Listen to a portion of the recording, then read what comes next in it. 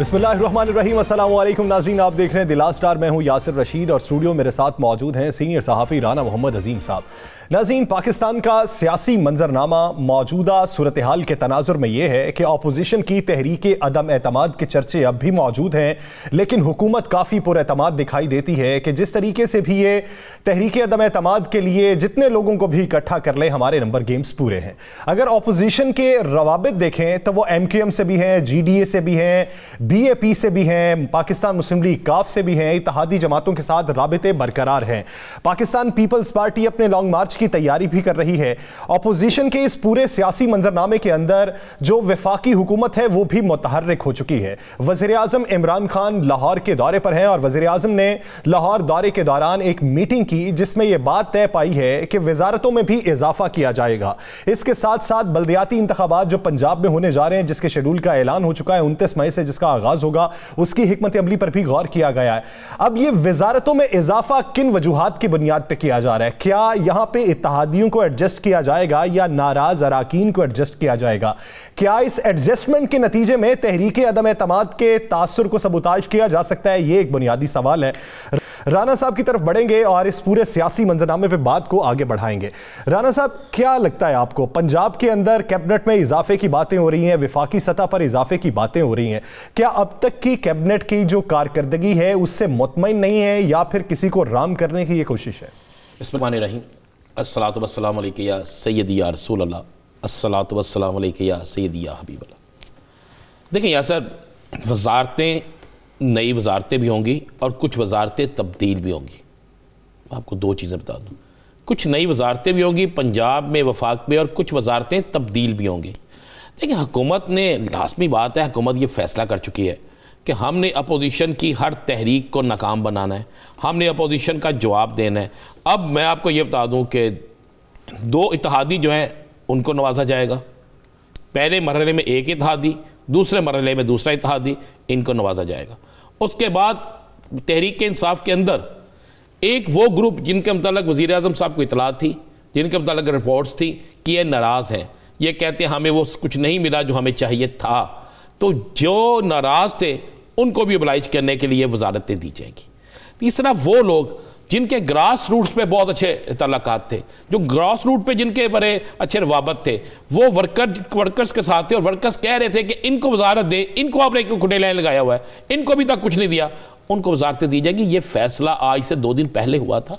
आज पंजाब में जो मीटिंग्स हुई लाहौर के अंदर, खासकर वज़ीर आज़म साहब ने जो मुलाकातें की डेरा गाजी यहाँ के अरकान असम्बली से और दीगर अरकान असम्बली से, फिर उसके बाद जो रिपोर्ट्स ली, ब्यूरोक्रेसी के कुछ अहम अफराद से मुलाकातें की। 2 मुलाकातें तो वो थी जो बड़े ही अहम अफराद थे जिनका मीडिया में नहीं आया।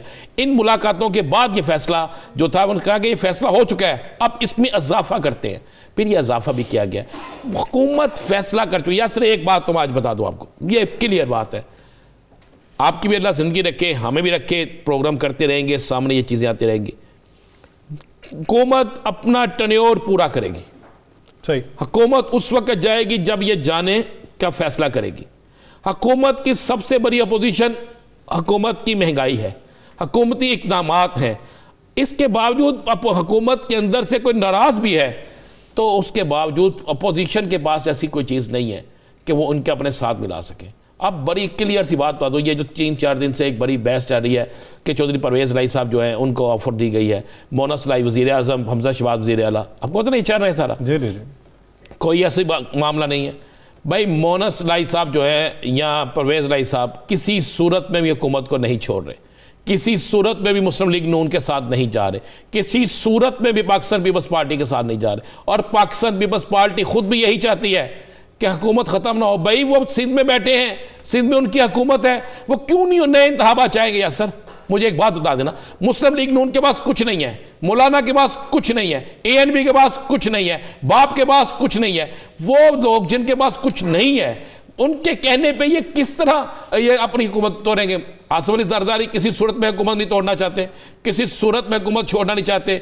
इसके लिए उनका होमवर्क पूरा है, उनका नेटवर्क पूरा है। वो एक सियासी चाल चल रहे हैं। हर बड़ी जमात कोशिश कर रही है ये साबित करे कि हम अपोजिशन है, हमसे बड़ी अपोजिशन कोई नहीं, हम खुल के सामने आ रहे हैं। और खुल के सामने आने के बाद वो आगे साबित करेंगे जनाब आगे आने वाले दिनों में इनका आपस में इख्तलाफ होना है, आपस में सब कुछ चलना है। कोई अदम इत्मीनाद की तहरीक पहली तो बात है अभी इतनी जल्दी नहीं आ रही।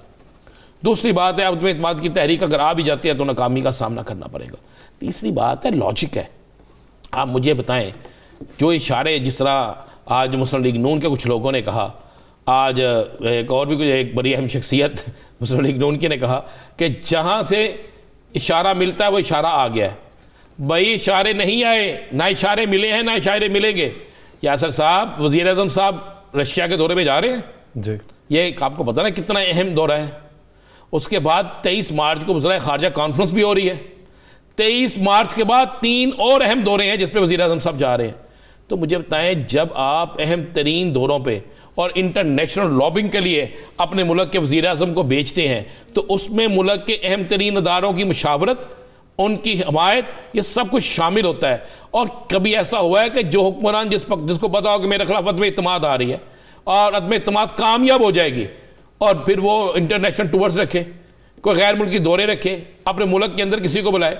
ऐसा नहीं है। जहां से ग्रीन सिग्नल मिलना होता है वो ग्रीन सिग्नल आज के दिन तक भी तहरीक इंसाफ की हुकूमत के साथ है। आज के दिन तक पंजाब की अगर बात करें तो पंजाब में 4 वजारतों के इजाफे की बातें की जा रही हैं। पंजाब में 4 वजारतों में आप इत्तेहादी भी एडजस्ट कर सकते हैं, नाराज अराकीन का एक रुकन भी शामिल कर सकते हैं।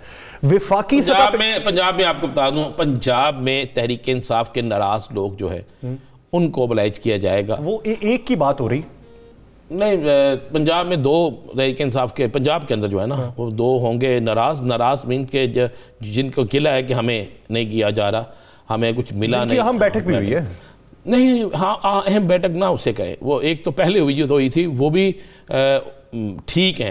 मैं आपको एक बता दूं, अक्सर ये भी जो बैठक हुई है ना जिसके बड़े चर्चे हैं, ये 2 दिन पहले जो हुई है जी। हाँ मैं आपको क्लियर कर दूं, उस बैठक में जो अंदर की बात है ना वो भी अभी हुकूमत को नहीं छोड़ रहे। और ये बैठक इसलिए हो रही है कि सबको पता है कि पहले मरहले में ज़्यादा इलेक्शन जो है वो उस तरफ हो रहे हैं जनूबी पंजाब में, और सब चाहते हैं कि जब उनके वहाँ इलेक्शन हो तो उनकी मर्ज़ी के अफराद को टिकटें मिलें, उनकी मर्ज़ी के अफराद नशिस्तों पर आएँ, उनकी मर्ज़ी के अफराद जीत कर आगे आएँ, क्योंकि सियासत का अगला महवर तो बल्दियाती इदारे हैं ना, उनकी बुनियादों पे आपने सारा कुछ करना है। 17 अजला की जो अनाउंसमेंट हुई है उसमें अगर देखा जाए तो 70% वो जनूबी पंजाब का हिस्सा ही बनता है। बिल्कुल, ये सारा कुछ मेरी यासर उसके लिए हुआ है, ये सब कुछ दिखाने के लिए है। ज़ाहिर तो ये नज़र आता है जनाब ऐसे नहीं ऐसे, जब आप एक बैठक करते हैं, आपकी तादाद मौजूद होती है, उसके बाद जब आप लोग बैठते हैं, बैठ के बातें शुरू होती हैं और उसमें यह कहा जाता है कि जनाब आएँ बैठें, जनाब आएँ आकर बताएं हमें क्या आपके मसाइल है, तो फिर आप कहते हैं नहीं हम आपके साथ, हमें कुछ नहीं चाहिए, ज़रा ये टिकटें जो हैं ये हमारी मर्जी। तो वफाकी सतह पर फिर किसको एडजस्ट किया जाएगा? अगर आपने हाथी देखने बाप है, बाप है, MKM है और मुस्लिम लीग काफ जो है उसको भी रख सकते हैं, ये आपको ज़हन में रखिएगा। ये 3 जो है इसमें तीनों में से तकसीम होगी और एक जो वजारत है वो जनूबी पंजाब में जाएगी और जनूबी पंजाब की जिस शख्सियत को वजारत दी जा रही है वो शख्सियत जो है वो उसने ये ज़िम्मेदारी उठाई है कि आइंदा जनूबी पंजाब में मज़ीद लोग हमारे साथ होंगे, नाराज़गियाँ दूर होंगी। पोटोहार में भी एक वजारत देने के मतलब गौर हो रहा है, लेकिन वहाँ पे प्रॉब्लम ये है कि वो देख रहे हैं कि पोटोहार के अंदर हमारी पोजीशन वो नहीं रही जो पोजीशन थी। अच्छा। यानी वहाँ पर शाहिदा खान अब्बासी का जो हल्का है उसमें उन्हें जो रिपोर्ट्स आई हैं वो बड़े मायूस कुन हैं। पिंडी के अंदर कंटोनमेंट बोर्ड में फिर ये इलेक्शन हार गए, ज़िमनी इलेक्शन जो था। इस तरह बाकी जगह ये हो सकता है कि मेजर ताहिर सादक जो है उनको ओबलाइज किया जाए। अच्छा। उससे वो भी आपको पता ना नाराज़ भी हैं, वो अक्सर बोल भी पड़ते हैं। तो वज़ीर आज़म इमरान खान साहब ने बाकायदा से एक होमवर्क पूरा कर लिया। ऐसा तो नहीं है कि अब जो वज़ीर बोल रहे हैं वो भी तब्दील किए जा सकते हैं? देखें वजारतें तब्दील होंगी, अब किसी को वजारत से महरूम नहीं किया जाएगा। चले मैं आपको ये बता दूँ, वजारतें तब्दील हो सकती हैं, वजारत से महरूम नहीं किया जाएगा। ये हालात अभी इनको इस बात की इजाज़त नहीं दे रहे। ये मैं आपको ये मुसद्दक़ा चीज़ बता रहा हूँ। अच्छा, एक ज़राए जो खबरें फैल रही हैं वो जो मुलाकात हुई हम ख्याल ग्रुप की तरीन साहब के, उसमें बात ये हुई कि किसी को कोरा जवाब नहीं दिया जाएगा अगर कोई राबिता करता है, उस पर सोच विचार की जा सकती है। तहरीक अदम एतमाद की सूरत में हम अपना झुकाव पाकिस्तान मुस्लिम लीग नून की तरफ भी कर सकते हैं। ये सिर्फ खबरें हैं, रूमर्स हैं, इसमें तस्दीक क्या है? इससे खबरें तक रखें। अच्छा, इससे आगे कुछ नहीं है। ठीक। अब मैं ज़रा थोड़ा सा आपको एक ना थोड़ा सा बता दूँ, तरीन साहब के जो लोग इलेक्शन जीते हुए हैं उनके हलकों में नंबर 2 मुस्लिम लीग नून है, और राजा रियाज के मुकाबले में कौन है, वो आज भी मुस्लिम लीग नून का बड़ा अहम तरीन शख्स है। इसी तरह आप बाकी लोगों के चले जाएं, जितने भी उनके लोग हैं, तो वो किसी सूरत में भी मुस्लिम लीग नून जो है इस पर तैयार नहीं है, मैं आपको ये बता दूं। और ये इनके लोगों को भी इल्म है, इनको डर ये है कि अगर हम इनका साथ देंगे तो अगले इलेक्शन में टिकट्स इनसे नहीं मिलेंगे। दूसरा, वहाँ पे एक बात हुई और वो बात जो है एक बड़े तगड़े MNA ने की। उन्होंने कहा जनाब बात यह है कि अगर आज इन हालात के बावजूद भी तहरीक इंसाफ की हुकूमत को कोई ख़तरा नहीं है, तो फिर आप हमें बता दें कि आइंदा इलेक्शन में भी हो सकता है कि दोबारा यही हो सकता है कि अप्रैल में अचानक हालात ऐसे तेज़ी से तब्दील होना शुरू हो जाएं कि लोग इन्हीं के नारे लगाने शुरू कर दें, तो हम फिर कहाँ खड़े होंगे। तो जिस पर कहा गया कि हम इन्हीं के साथ खड़े होंगे। और मैं आपको ये भी बताऊँ, चलो अगर आप पूछना चाहते हैं, आज लाहौर में जो है मुलाकात हुई है, वो तरीन ग्रुप की कोई अहम शख्सियत थी जिससे मुलाकात हुई है। अच्छा, आज लाहौर में जहांगीर तरीन की ग्रुप की कोई अहम तरीन शख्सियात थे, दरमियान वाला शख्स था जिससे मुलाकात हुई है, और ये पैगाम दिया गया है कि हम आपके साथ खड़े हैं। तो राना साहब, chairman public accounts committee Rana Tanveer Hussain साहब ये कहते हैं कि मैं एग्जैक्ट फिगर दे सकता हूं कि पाकिस्तान तहरीक इंसाफ के कितने अराकीन हमारे साथ रवाबित में है। फिर सवाल पूछा गया तो उन्होंने कहा जी 30 से 35 की फिगर्स है हमारे पास। मैं कह रहा हूं कि ये बात आज से 1 साल पहले भी थी, आज से 2 साल पहले भी थी, लेकिन वो अचानक जब असम्बली में कोई ऐसा मामला होता है जिसमें वोटों की गिनती होना हो, तो कम इन लोगों के हो जाते हैं, उनके पूरे होते हैं। या सर फिर अगर इनके 30-35 लोग मौजूद हैं, तो फिर ये किन के पास तरला डालने जा रहे हैं, क्यों मुख्तलिफ दरों पे जा रहे हैं, क्यों मुख्तलिफ लोगों के पास जाके बात कर रहे हैं। देखिए कोई नहीं होता, हुकूमत छोड़ना इतना आसान काम नहीं है। हाँ ये ज़रूर है, या सर ये बात ज़रूर है, मैं आपको ये बता दूँ, क्लियर बता दूँ, पेट्रोल की कीमत बढ़ने से हुकूमत जो है वो सख्त, हुकूमत के अंदर सख्त परेशानी है। आपको पता है वज़रा, अरकान असम्बली, इत्तेहादियों, सब ने यह पैगाम दिया वज़ीर आज़म पाकिस्तान को कि ये हमारे लिए सबसे बड़ा ख़तरा है। कीमत बढ़ना, अवाम में नफ़रत पैदा होना, चीज़ों का महंगा होना, हमारी तरफ से रिलीफ ना देना, ये हमारे लिए खतरा है। ये आज जरूर वज़ीर आज़म इस पर परेशान है, इस पर हुकूमती अफराद जरूर परेशान है। राना साहब, परेशानी का हल क्या निकलेगा? एक तरफ आपने IMF से एग्रीमेंट किया हुआ है, उस एग्रीमेंट के तहत मौजूदा सूरत हाल में 17 रुपए है लेवी, उस एग्रीमेंट के तहत आप 30 रुपए तक लेके जाएंगे, तो एग्रीमेंट को सबूताज करेंगे या फिर अवाम को राम करेंगे? सवाल तो ये पैदा होता है। बिल्कुल आप दुरुस्त कह रहे हैं, मैं कह रहा हूँ कि ये बिल्कुल दुरुस्त है। आज इनकी सबसे बड़ी अपोजिशन इनका वो रेट बढ़ाना, कीमतें बढ़ाना है। देखिए मुस्लिम लीग नून कोई अपोजिशन नहीं, मुस्लिम लीग नून कोई नहीं, पीपल्स पार्टी कोई नहीं, मौलाना साहब कोई नहीं, अभी तक आपको वो अवामी तौर पर अवाम सड़कों पे नज़र नहीं है। अब आज ये अचानक पेट्रोल की कीमतें बढ़ाना, बाकी चीज़ों का बढ़ जाना, अवाम में एक नफ़रत पैदा होना, अवामी हलकों में इस पर शदीद एहतजाज होना, तो ये जो चीज़ें हैं ना, ये हुकूमत के खिलाफ एक अपोजिशन है। इससे हुकूमत डर रही है, इससे अरकान असम्बली ने एहतजाज किया। अरकान असम्बली ने जो वज़ीर आज़म को पैगाम भेजा है, जो मुख्तलिफ वज़रा को कहा गया है, जो इत्तेहादियों की तरफ से पैगाम किया, वो यही गया कि अगर आपको मजबूरी है कीमत बढ़ाने की तो फिर उतना रिलीफ दे दें कि अवाम तंग ना हो। ये बात है सर। वो रिलीफ का मशवरा शिबली फराज साहब ने आज एक दिया है, कमाल कर दिया शिबली फराज साहब ने। उन्होंने कहा जी कि मुश्किल वक्त में फिर इस तरह तो जिंदगी नहीं ना गुजारी जाती, मुश्किल फैसले करने पड़ते हैं।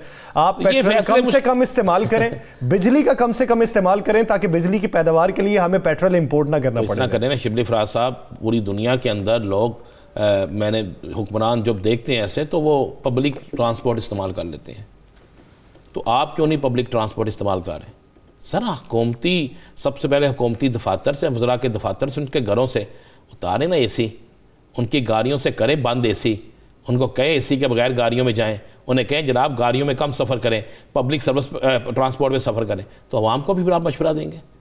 ऐसा तो अब ये तो मजाक है। मुझे लगता है कि हुकूमत के अंदर हुकूमत जानबूझ के ना हुकूमती कोई ना कोई वज़ीर कोई ऐसी बात कह देता है कि ताकि तवज्जो उस तरफ चली जाए और वो एक नई बहस छिड़ जाए और उसी तरफ लगे रहे और इनसे वो ध्यान हट जाए। या सर दूसरी चीज़ एक ज़हन में रखिएगा, ये महीना है फरवरी का, मार्च में आप अदम एतमाद लेकर अगर आते हैं, मार्च में अदम एतमाद लाते हैं, अदम एतमाद कामयाब, मान लें 1% ले आए, कामयाब हो गई, तो आप क्या समझते हैं कि आने वाले दिनों में 3 माह में आप कहते हैं जनाब 3 माह जो हैं ये रहेगी हुकूमत, 3 माह के बाद हम नई का ऐलान कर दें। 3 माह में आपने बजट पेश करना, कौन सी हुकूमत पागल है, कौन इतना पागल है कि जो आके बजट पेश करेगा? कर सकता बजट पेश?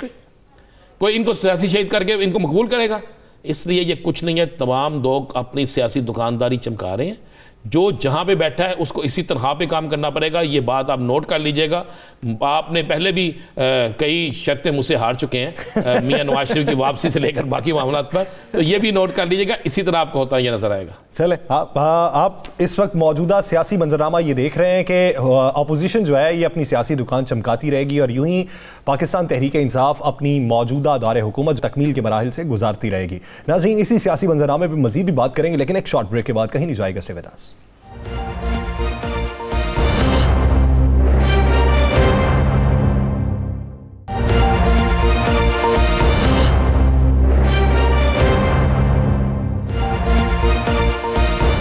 ब्रेक के बाद एक बार फिर से खुशामदीद। नाज़रीन, ऑपोजिशन की तैयारी एक तरफ, लेकिन हुकूमत की पुरएतमादी दूसरी तरफ है। हुकूमत पुरएतमाद इसलिए है कि वो ये समझती है कि तमाम इत्तेहादी उसके साथ हैं, नाराज अराकीन को जल्द ही मना लिया जाएगा, उनको एडजस्ट भी कर लिया जाएगा और यूं पाकिस्तान का सियासी मंजरनामा किसी इंतशार से बच जाएगा और वफाकी हुकूमत अपना दौरे इक़्तिदार मुकम्मल कर पाएगी। ये तो वफाकी हुकूमत की पुरएतमादी है, लेकिन जानना यहां पर यह है कि ऑपोजिशन की तैयारी किस हद तक है। ऑपोजिशन जो अवाम की फलाह बहबूद के लिए सड़कों पर आने का इशारा दे चुकी है, जो ये समझती है कि ये हुकूमत का मजीद ठहरना मुल्क की मईशत के लिए खतरे का बायस होगा, तो ऑपोजिशन ने अब तक पेपर वर्क किस हद तक मुकम्मल कर लिया है। इसी बारे में बात करने के लिए हमें ज्वाइन किया पाकिस्तान मुस्लिम लीग नून के रहनुमा गौहर खान बलोच साहब ने। बलोच साहब, बहुत शुक्रिया आपके वक्त का। बलोच साहब, राना तनवीर साहब का यह मानना है कि पाकिस्तान तहरीक इंसाफ के अपने अराकीन असम्बली 30 से 35 के करीब ऐसे हैं जो हमसे राबिते में हैं। आप इत्तेहादियों से मुलाकातें भी कर रहे हैं, अपने वफूद भी भेज रहे हैं। अभी तक आपको किसी तरफ से क्या कोई ग्रीन सिग्नल मिला है तहरीक अदम एतमाद के लिए, या अभी सिर्फ सियासी बातें ही समझें? बिस्मिल्लाहिर्रहमानिर्रहीम। देखें यासर साहब, इस वक्त जो सूरत हाल है, आपने देखा है कि पाकिस्तान में मतलब है कि पिछले 3 साल में जो हालात हैं वो किस तरह से मुआशी तौर पर मतलब है कि महंगाई का इशू है, करप्शन का इशू है और दीगर जो पाकिस्तान के मसाइल हैं। हर आने वाला दिन हमें कोई बुरी नवीद लेकर आता है मुआशी तौर पर और सियासी तौर पर, और पाकिस्तान के अवाम जो है उनका जीना अजीरन हो चुका है। यही वजह है कि जितनी भी ऑपोजिशन की पॉलिटिकल पार्टीज हैं उन्होंने अपने आपस के जो मुशावरत का अमल जो है उसके बाद ये फैसला किया है कि अपनी जो इख्तलाफ राय है उसको पसे पुश्त रख के वो फैसला किया जाए कि किसी तरह से इस गैर नुमाइंदा हुकूमत से पाकिस्तान को खलासी दी जाए, पाकिस्तान को छुटकारा दिलाया जाए। तो उसके लिए जो हमारा फैसला हुआ है वो ये हुआ है कि तहरीक अदम एतमाद लाई जाए, और तहरीक अदम एतमाद के लिए इशारे की जरूरत नहीं, वो पाकिस्तान के हालात इस कदर खराब हो चुके हैं कि उसके लिए जरूरी है कि इस वक्त हमारी जो टॉप प्रायोरिटी है वो इस हुकूमत को पाकिस्तान के इक़्तिदार से अलग करना है, क्योंकि ये एक तो नुमाइंदा हुकूमत भी नहीं है और ये 2018 के इलेक्शन जो थे ये पाकिस्तान के गांधी ज़दा इलेक्शन थे। आज भी आप देखें कि जिस तरह से पेट्रोल की कीमतें बढ़ी है, तो मतलब है कि कोई नालायक तरीन भी हुकूमत हो तो वो कम अज कम इतना बड़ा जुल्म जो है वो अवाम पर नहीं कर सकते। और अली गौहर बलोच साहब, जो आप कह रहे हैं, अब इसका रद्द अमल में आपके पास वोट भी पूरे हैं बकौल राना तनवीर साहब के और बकौल मुस्लिम लीग नून के कई रहनुमाओं के, तो फिर इंतज़ार किस चीज़ का है? फिर आप जब देख रहे हैं कि अवाम पर जुल्म हो रहा है,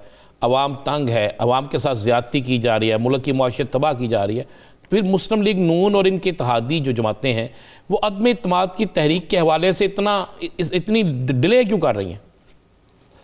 देखिए, बात डिले की नहीं है। आपने देखा कि इससे पहले जो फैसला किया गया था वो उसमें लॉन्ग मार्च और दीगर चीजें भी शामिल थी, लेकिन जाहिर है नंबर ऑफ गेम पूरा करने के लिए इत्तेहादियों का और बिलखसूस जो तहरीक इंसाफ के अंदर लोग बैठे हुए हैं उनके साथ की मतलब है कि जाहिर है कि राब्ते बेहतर करने की जरूरत है, और उनमें से बहुत सारे लोग कमिटमेंट दे चुके हैं। तो उसके लिए तैयारी तकरीबन मुकम्मल है। अभी आने वाले चंद दिनों में आप देखेंगे कि तहरीक अदम-ए-एतमाद जो है वो मूव कर दी जाएगी। फरवरी के महीने में कर दी जाएगी, फरवरी के महीने में अदम-ए-एतमाद की तहरीक पेश कर दी जाएगी।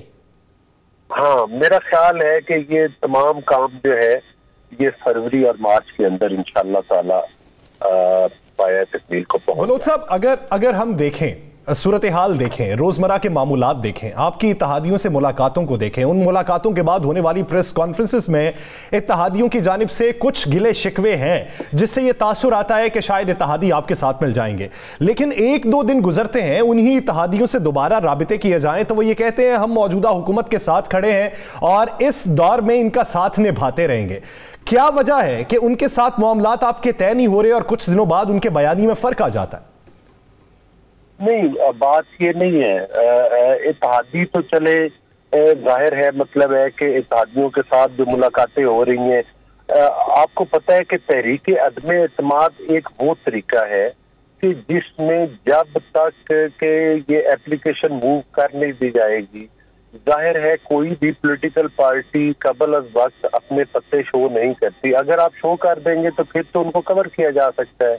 इत्तहादियों के अलावा भी नंबर ऑफ गेम पूरी। आपको याद होगा कि जब यूसुफ रजा गिलानी साहब सेनेटर मुंतखब हुए थे तो नेशनल असम्बली में हुकूमत की अक्सरियत थी, लेकिन इसके बावजूद आपने देखा कि जिसमें मुस्लिम लीग नून ने भी उनको सपोर्ट किया, मैं खुद उस इलेक्शन में इलेक्शन एजेंट भी खड़ा रहा, तो उस वक्त आपने देखा कि वो यूसुफ रजा गिलानी साहब जो थे वो एज अ सेनेटर कामयाब हुए थे, जो वो मुतहदा अपोजिशन के उम्मीदवार थे।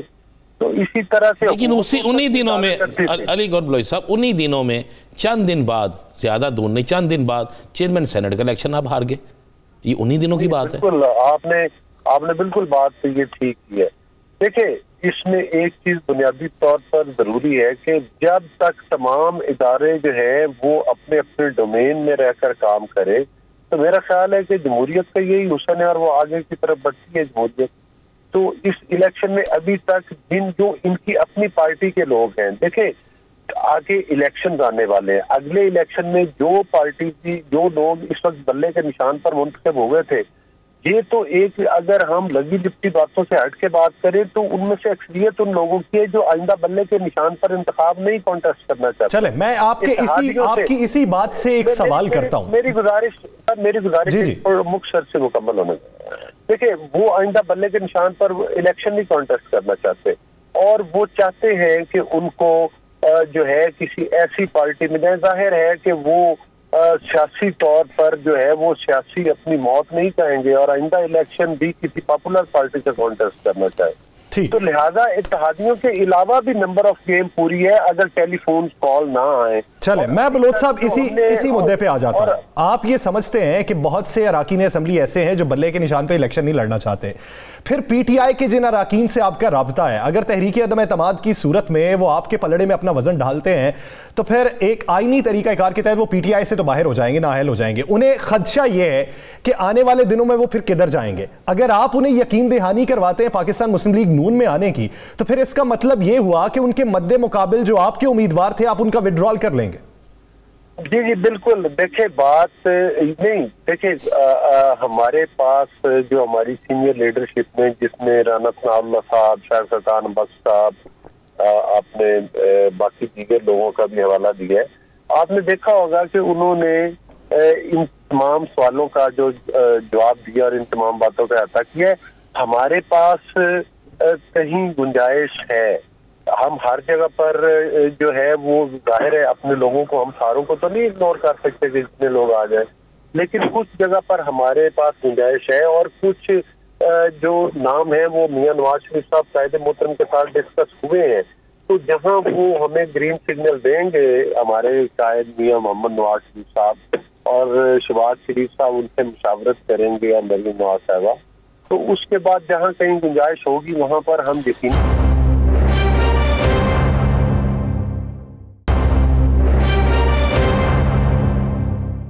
आपने कहा कि जब तक टेलीफोन कॉल्स बंद नहीं होती उस वक्त तक काम नहीं हो सकता ना। तो आपको यकीन है कि अभी तक टेलीफोन कॉल्स बंद नहीं हुई, और अगर ये टेलीफोन कॉल्स फरवरी, मार्च, अप्रैल, मई, जून, जुलाई, अगस्त, सितंबर, अक्टूबर, नवंबर, दिसंबर तक भी बंद नहीं हुई, तो फिर तो अदम इत्मीनान या तहरीक का कोई फ़ायदा नहीं। देखें, बात यह है कि इसमें 2-3 फैक्टर मैंने आपके साथ गुजारिश किए। एक तो ये है कि इत्तेहादी भी आइंदा इस हुकूमत के इत्तेहादी होने का बोझ अपने कंधों पर। सर आइंदा की बात गौर साहब आइंदा पे है ना, हम अदम इत्मीनान की बात कर रहे हैं। नहीं, ये सारी चीजें एक दूसरे से जुड़ी हुई हैं। आप इन चीजों को एक पॉलिटिकल सिस्टम में अलग नहीं कर सकते, ये सारी चीजें जुड़ी हुई हैं। और आप देखेंगे इत्तेहादी भी आएंगे। आपने देखा कि जो बेंगल साहब हैं, ये पहले हुकूमत में बैठे हुए थे, फिर जब पीडीएम की तहरीक चली, बेंगल साहब के साथ बात हुई तो उन्होंने रियलाइज किया, और आपने देखा कि वो हुकूमत से अलग होकर आप उनके अरकान और बेंगल साहब। बलोच साहब, ये भी तो हो सकता है ना, मौजूदा सिनेरियो के अंदर वो विफाकी हुकूमत का ही साथ निभा दें, आगे की सेटलमेंट आपके साथ कर लें कि आगे की सेटलमेंट में हम कोलिशन आपके साथ होंगे। देखिए, बात ये है कि जब एक मूवमेंट चल चुकी है, पाकिस्तान के हालात नेट पर पहुंच चुके हैं, अब लोग संजीदगी से इस बात पर सोच रहे हैं। और जिन लोगों के बारे में हमने कहा है कि टेलीफोन कॉल उनको ना आए, अभी तक जो मतलब है कि राना सनाउल्लाह साहब ने कुछ दिन पहले भी एक टॉक शो में कहा कि अभी तक उन लोगों की तरफ से जो हमें मतलब है कि बातचीत हुई है, तो उन्होंने कहा कि हमें किसी ने रोका नहीं, अभी तक हमें किसी ने मना नहीं किया। तो इसका मतलब है कि अभी लोगों के ऊपर कोई इस किस्म का फिलहाल प्रेशर नहीं है। तो अब तो आपने देखा है कि जो ये मूवमेंट चल रही है अपने मंतकी और आखिरी मराहल तक पहुंची, अब तो इसका रिजल्ट आने वाला है और इंशाल्लाह ताला चलिए इस पे चलते हैं। एक तो निकालेंगे। बलोच साहब एक तो ये बता दें, आपने कहा फरवरी और मार्च में, 23 मार्च का मार्च होने जा रहा है।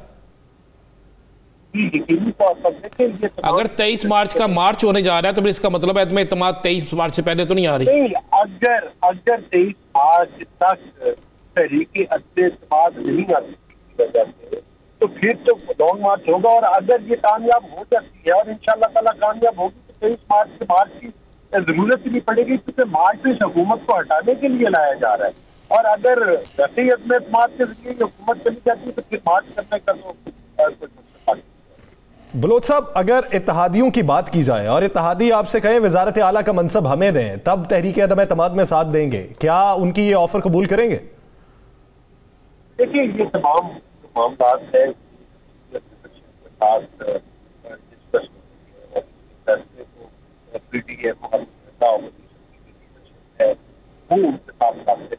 ये सारी चीजें वक्त से पहले से बताई जा रही है।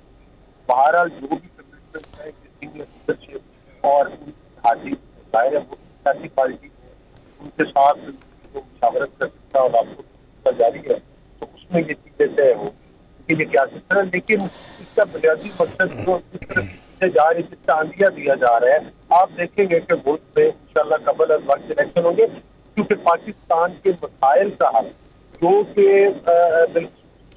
नून और अपोजिशन समझती है, वो फ्रेश मैंडेट में है, वो दोबारा शफाफ और मुल्काना इंतखाबात में है। तो अल्टीमेटली आप भी ये बात कहते हैं कि हमें साफ और शफाफ इलेक्शन चाहिए, मौलाना फजलुर रहमान भी ये बात कहते हैं, लेकिन साथ में ये भी होता है कि पीपल्स पार्टी के पास सिंध हुकूमत है, पीपल्स पार्टी किसी सूरत में भी तैयार नहीं है सिंध हुकूमत ख़त्म करने के लिए। तो फिर आपकी ये तहरीक जो है किस तरह कामयाब होगी, कैसे इलेक्शन होंगे? नहीं, देखिए, मैं आपको एक गुजारिश करूँ कि आप जो हवाला दे रहे हैं आप था इस बात पर, लेकिन अब के जो इस तरफ मामला जा रहे हैं उसमें लगता यही है कि पूरी ऑपोजिशन का मुश्तरके फैसले आपको तमाम चीजों मैंने जैसे कि पहले अर्ज किया कि तमाम पोलिटिकल पार्टी ने इसका आपको दिया है कि वो अपने इख्तिलाफात जो है मफाद के लिए आगे की तरफ बढ़ेंगे। जब तमाम पार्टी पर इत्तेफाक होगी, पीपल्स पार्टी का पहले था कि ये मतलब है कि ये अगर दोबारा इलेक्शन की तरफ मामला जाता हुआ नजर आए तो हम अपनी हुकूमत भी खत्म करने के लिए तैयार है। वो ये समझते थे कि इस्तीफों के बाद भी दोबारा इलेक्शन करा दिए जाएंगे, लेकिन उन हल्कों को पर जिन पर से हम यानी अगर इत्तफाक राय होता है तो पाकिस्तान पीपल्स पार्टी भी आपका साथ देने को तैयार है अगर वो बेहतरी का फैसला हो और तमाम लोग कंसेंसस के साथ वो फैसला कर सके। बहुत शुक्रिया अली गौहर खान बलोच साहब इस हवाले से अपना वक्त देने के लिए। राना साहब, जिस तरह का मंजरनामा हम देख रहे हैं, अपोजिशन की अब तक की हिकमत अमली और अब तक की गुफ्तगू आपके सामने, क्या समझते हैं अपोजिशन की तैयारी क्या है? यानी अब तक के जो राबिते हैं उससे तासुर आपका क्या मिल रहा है और ये गुफ्तगू सुन के क्या तासुर आपके सामने? तासुर मुझे ये मिल रहा है कि अदम एतमाद नहीं आ रही, अभी तक इनके पास अदम एतमाद के लिए वोट नहीं है, नंबर गेम पूरी नहीं है। आप गौर करें कि बिलावल साहब जो हैं, आज आपको पता है अभी बिलावल लाहौर पहुंच गए हैं, 2 दिन बिलावल लाहौर में क़याम करेंगे और यहाँ पे मुख्तलिफ मुलाकातें करेंगे। तो बिलावल साहब तैयारी कर रहे हैं, उन्होंने रूट दे दिया 27 फरवरी को अपने एहतजाज का, अपने कारवां का, अपने मार्च का, और ये मार्च 10 दिन बाद इस्लामाबाद पहुँचेगा। या सर 1 दिन बाद में, 2 दिन बाद में, यही कहा ना उन्होंने? जी जी जी। आप मुझे बताएं 27 को ये चलता है, 8 मार्च को ये पहुंचते हैं, ऐसे ही बनेगा ना? 8 या 9 मार्च को पहुंचते हैं। इसका मतलब है 27 से लेकर 8 या 9 मार्च तक इनके अरकान असम्बली भी मार्च पे मसरूफ, इनके कारकुन भी वहाँ पे मसरूफ, बिलावल साहब भी वहाँ पे मसरूफ। तो फिर इस दौरान 8 मार्च तक तो अदम एतमाद मुझे दूर दूर तक नज़र नहीं आ रही। अब 8 मार्च के बाद बिलावल साहब इस्लामाबाद पहुँचते हैं, उन्होंने 8 मार्च तक बाकी सियासी जमातों का सियासी जनाजा निकाल देना। या सर, जब रोज़ाना टॉक शो में, रोज़ाना तमाम बुलेटिन में हर जगह ये डिस्कस होगा कि वहाँ से चला वहाँ पहुँच गया और वहाँ पर एक बड़ी तकरीर होगी, वहाँ से चला वहाँ पहुँच गया, वहाँ पे बड़ी तकरीर होगी, वहाँ से चला वहाँ पहुँच गया, फलां हो गया, वहाँ से चला वहाँ पे टकराव हो गया, मैं जो लफ्ज़ इस्तेमाल कर रहा हूँ, ये सारी चीज़ें डिस्कस जब होगी तो उसमें अदम एतमाद का जिक्र गोल हो जाएगा। उसमें मौलाना फजलुर रहमान साहब के 23 मार्च के मार्च का जिक्र गोल हो जाएगा। भाई मैं फिर कह रहा हूँ, ये अगर तो इनको यकीन होता अपोजिशन को कि हमारी तहरीक आ रही है तो 27 से पहले आ रही है। आपको पता है 1 फरवरी से पहले इन्होंने ऐलान किया ना तहरीक अदम एतमाद का। आज हो गई, कितनी होगी आज फरवरी, निसफ फरवरी तो का महीना तो ख़त्म हो गया ना जी। तो मुझे बताएं अभी तक 17 हो गई, अभी तक इनके स्कोर पूरे नहीं हुए।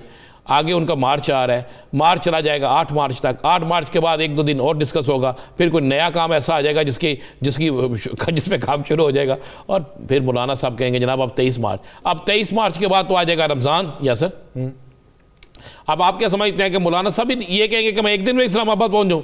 बिलावल साहब अगर 10 दिनों में पहुंच रहे हैं तो मौलाना साहब अपने मार्च को कामयाब बनाने के लिए क्या कहेंगे कि मैं 6 दिन में पहुंचूं? जिस तरह मैं कहता हूं 23 मार्च को मार्च नहीं होगा, मैं ऐसे नहीं कहता। तो राना साहब, ये ऑपोजिशन की तैयारी है, आप एक ब्रेक पे जाना है। एक सवाल है, हुकूमत क्या आवाम को रिलीफ देते नजर आती है? शहबाज गिल साहब तो ये मौक़िफ़ अपनाते हैं कि जो चोरों से पैसा वसूल करते जाएंगे वैसे वैसे आवाम को रिलीफ देते जाएंगे। ना तो चोरों से पैसा वसूल होना है, और अगर आप इस उम्मीद पे हैं कि चोरों से पैसा वसूल होगा और आप रिलीफ दे लेंगे तो फिर तो सब कौम को रिलीफ नहीं मिलता। मैं आपको बड़ा क्लियर कहता हूँ, फिर नहीं रिलीफ मिलता।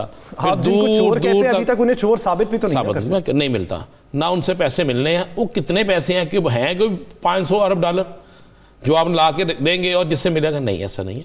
इनको इंटरनेशनल मार्केट के मुताबिक चलना पड़ेगा। इनको पाकिस्तान के हालात बदलने के लिए इस बजट से पहले आवाम को रिलीफ देना पड़ेगा, और ये आवाम को रिलीफ देंगे इसलिए देंगे कि अब 29 मई जो है वो इलेक्शन अनाउंस हो गया बल्दियाती, आपको KPK में इलेक्शन अनाउंस हो गया। ये जो मैं आपको बता देता हूँ, ये 10 दिन बाद या 15 दिन बाद जब पेट्रोल की नई एक लॉन्चिंग होगी, नई कीमतों का तयन होगा, उसमें ये थोड़ा सा रिलीफ देंगे। रिलीफ दे के हमारी आवाम भूल जाती है, 11-12 रुपये भरता है, 5 रुपये रिलीफ दे दें तो ये नारे मारने शुरू कर देते हैं जिंदाबाद जिंदाबाद, ये देंगे। उसके बाद चूँकि इंटरनेशनल मार्केट में कोरोना के असरात ख़त्म हो रहे हैं, या सर ये सारी चीज़ें ख़त्म हो रही हैं, तो उसके साथ साथ आपकी जो कीमतें हैं ये इंटरनेशनल ना नीचे आना शुरू हो जाएंगी। उसमें ये फिर आवाम को थोड़ा थोड़ा आहिस्ता आहिस्ता रिलीफ देना शुरू करेंगे, तो उसमें जाके जो इनकी कोई चीज़ बेहतर हो सके, क्योंकि इनको ही पता है कि हमने बल्दियाती अगर इलेक्शन जीतना है तो हमें आवाम को कोई ना कोई रिलीफ देना पड़ेगा। आने वाले दिनों में अगर इलेक्शन जीतना है तो आवाम को रिलीफ देना पड़ेगा। आप देखते ये हैं कि आवाम को रिलीफ कब मिलता है और किस हद तक मिलता है ना। सियासी मंजरनामे पे मजीद भी गुफ्तगू होगी, लेकिन एक शॉर्ट ब्रेक के बाद कहीं नहीं जाएगा। Stay with us.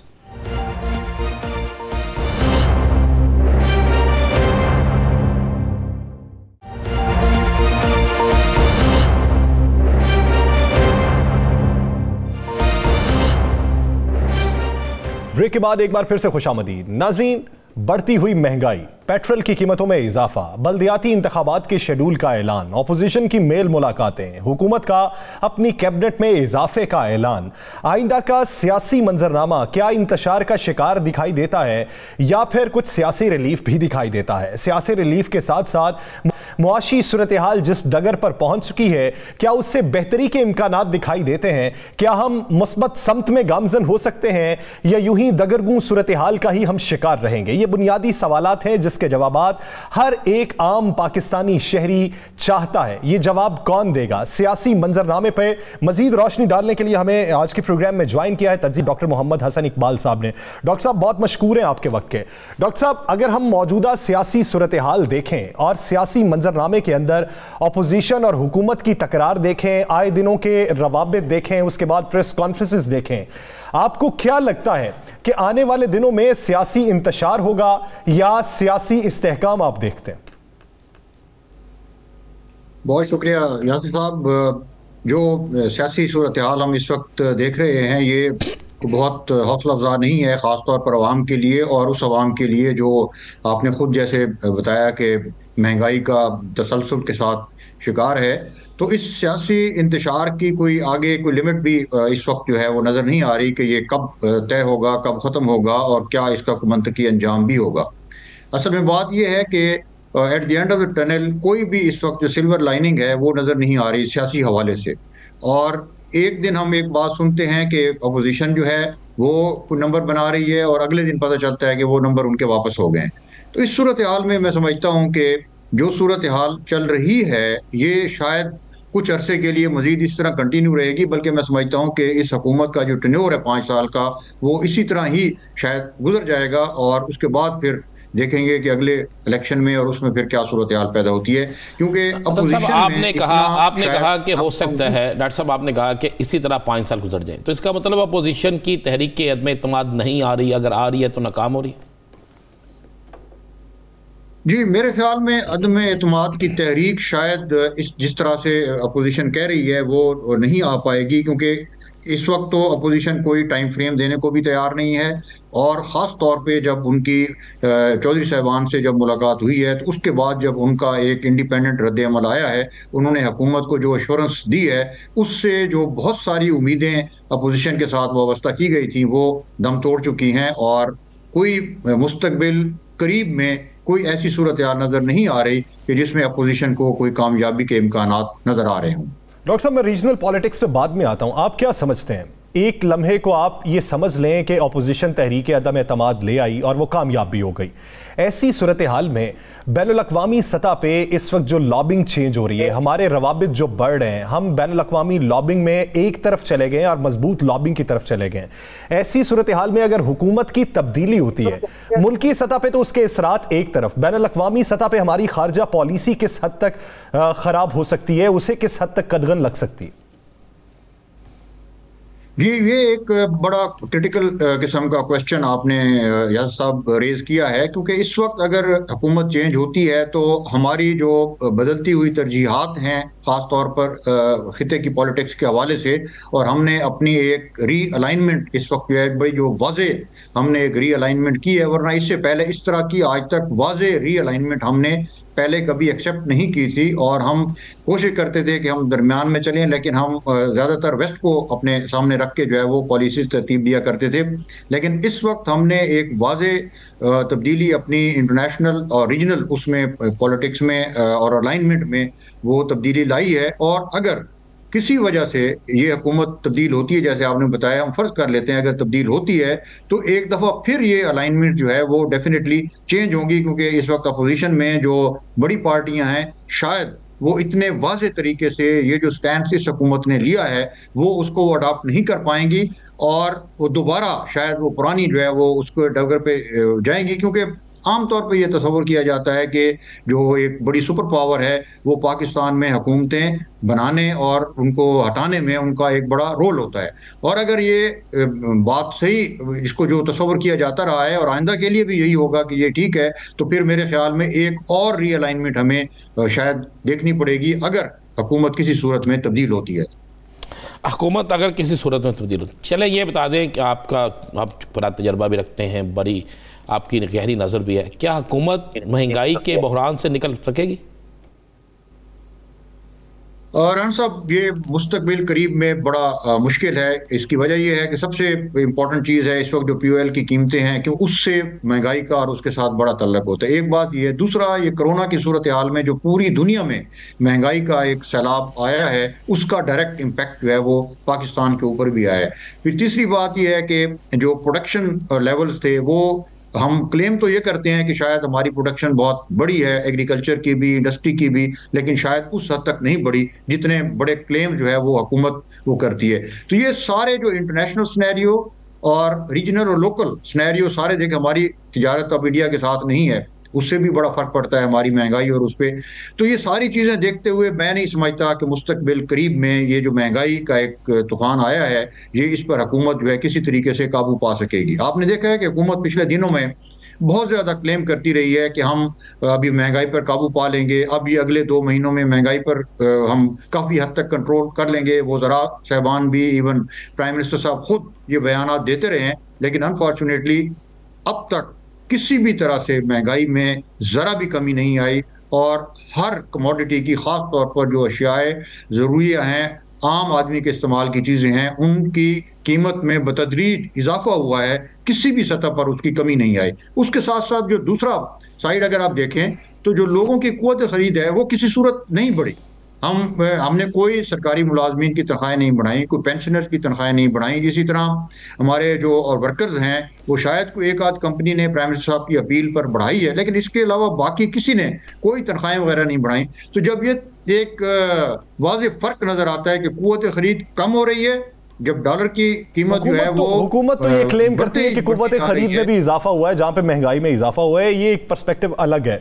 डॉक्टर साहब, मेरा आपसे एक सवाल है, आप भी किसी वक्त में ब्यूरोक्रेसी का हिस्सा रहे हैं। मौजूदा दौर के अंदर अगर हम कार्टेलाइजेशन देखें, उनके खिलाफ तहकीकाती रिपोर्ट्स देखें, किसी भी बहरान की तहकीकाती रिपोर्ट देखें, मुद्दा सारे का सारा वफाकी हुकूमत और वज़रा कैबिनेट जो है वो ब्यूरोक्रेसी पर डाल देती है कि ब्यूरोक्रेसी ने एक अपना कार्टेल बनाया हुआ है जिसकी वजह से हम डिलीवर नहीं कर पा रहे। आप हुकूमत का ये मौक़िफ़ किस हद तक दुरुस्त या गलत मानते हैं? देखिए, ब्यूरोक्रेसी ने यासिर साहब वो करना होता है जो हुकूमत की तरफ से आता है, और उसका जो क्रेडिट है वो भी हुकूमत लेती है और उसका डिस्क्रेडिट जो है वो भी हुकूमत को ही अल्टीमेटली जाना होता है। हुकूमत चाहे किसी को मुरद इल्ज़ाम ठहराती रहे कि ये ब्यूरोक्रेसी का काम है, अगर ब्यूरोक्रेसी को हुकूमत कंट्रोल नहीं कर पाई तो इसका मतलब है हुकूमत अपनी खुद पॉलिसियों को इम्प्लीमेंट नहीं कर पाई। आप देखिए, हुकूमत शुरू में जब आई है तो अनफॉर्चुनेटली उन्होंने ब्यूरोक्रेसी के खिलाफ एक ऐसा महाज खड़ा किया है कि ग्रास रूट लेवल से लेके टॉप लेवल तक हर एक के खिलाफ जो है वो कोई ना कोई केस, कोई ना कोई इस किस्म के मामलात उन्होंने खड़े कर दिए हैं। और ख़ास तौर पर जो लोग 5-5, 7-7, 8-8 साल से सर्वे से भी जा चुके थे, उनके खिलाफ भी इस किस्म के मामलात को वो रेज किया गया है।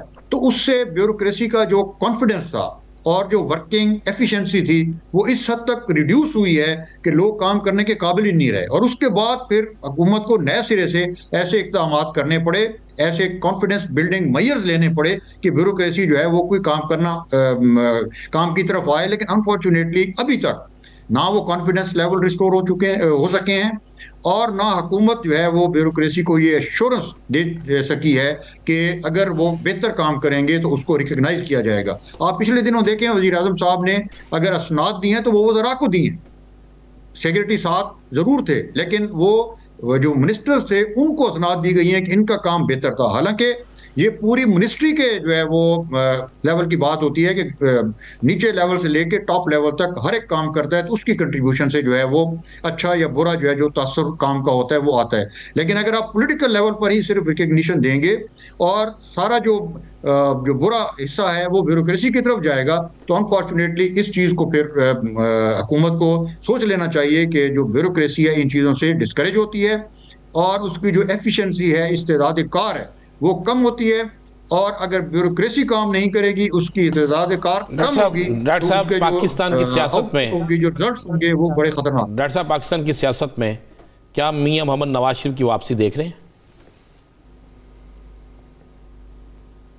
देखिए, मियां मोहम्मद नवाज शरीफ साहब वापस आए या ना आए, वो सियासत में अमली तौर पर मौजूद हैं। वो पाकिस्तान में थे चाहे वो जेल में थे या जेल से बाहर थे, वो सियासत में मुस्तनद थे, और जब वो पाकिस्तान से बाहर चले गए तो आज भी वो पाकिस्तान की सियासत में उसी तरह फाल हैं। उनकी पार्टी मुल्क की एक बहुत बड़ी पार्टी है, और ख़ास तौर पे उनके जो छोटे भाई हैं, जो उनके दस्ते रास्त भी हैं, वो इस वक्त सदर हैं पार्टी के, और वो यहाँ बड़े एक मौसर तरीके से पॉलिटिक्स में हिस्सा ले रहे हैं। और इस पार्टी का मैं समझता हूँ कि बड़ी माजी में भी कंट्रीब्यूशन है, इस वक्त भी पॉलिटिक्स में एज एन अपोजिशन वो भी एक बड़ी कंट्रीब्यूशन है, और मुस्तकबिल में भी मैं ये देख रहा हूं कि बहुत बड़ी उनकी इस तरह कंट्रीब्यूशन रहेगी। डॉक्टर साहब, प्रोग्राम का वक्त खत्म होने वाला है, एक आखिरी सवाल आपसे। मौजूदा सूरत हाल में जहां पे गोल्ड प्राइसेस भी बहुत बढ़ चुकी, हमारा अगर देखा जाए पेट्रोल की प्राइस में भी इजाफा हुआ, डॉलर की कीमत बढ़ी, पैसा डिवैल्यू हुआ, और मुल्क की मईशत में इंपोर्ट बिल्स में इजाफा हुआ और एक्सपोर्ट कम हुई, ऐसी सूरत हाल में कोई और हुकूमत आती है तो क्या वो रिलीफ दे पाएगी या ऐसी ही सूरत हाल का सामना करना पड़ेगा? यार साहब, कोई हुकूमत भी इस वक्त आ जाए, कोई भी इमीडिएट रिलीफ जो है वो आवाम को नहीं दे पाएगा। जो आपने फैक्टर्स खुद गिनवाए हैं वो बिल्कुल मुसल्लम है, और जब तक कोई बड़ी चेंज इंटरनेशनल लेवल पर नहीं आती उस वक्त तक पाकिस्तान में भी ऐसा मुमकिन नहीं है कि इमीडिएटली कोई भी हुकूमत आए तो वो कोई ऐसे मेजर्स लेके उनका जो रिलीफ है डायरेक्ट इमीडिएटली को लोगों को जा सके। हमें एक मुश्किल सूरत हाल का सामना है पाकिस्तान में, माशी तौर पर भी, सियासी तौर पर भी, और हमें ये मुश्किलात जो है अगले कुछ सालों तक ये देखनी पड़ेंगी, इनको हमें भुगतना पड़ेगा। और हाँ, इसमें अगर कोई अच्छी हुकूमत पॉजिटिव सोच के साथ आ जाती है, जो खास तौर पे एक्सपोर्ट्स को बेहतर कर सके, जो हमारी अपनी इंटरनल प्रोडक्शन है, खास तौर पे एग्रीकल्चर सेक्टर को अगर वो प्रमोट कर सकती है और इंडस्ट्री को इमीडिएट इफेक्ट अभी कोई भी हुकूमत नहीं दे सकती। कोई भी पार्टी बरसरे इक़्तिदार आए तो मंजरनामा मजीद तब्दील नहीं हो सकता अनटिल अनलेस ये कि बैनुल अक़वामी सतह पे मंजरनामा कुछ तब्दील हो चुके। बहुत शुक्रिया डॉक्टर मोहम्मद इकबाल साहब इस हवाले से अपना वक्त देने के लिए। नाज़रीन, इस प्रोग्राम द लास्ट आवर से मुझे और राना अजीम साहब को दीजिए इजाजत। अपना बहुत सा ख्याल रखिएगा। अल्लाह निगहबान।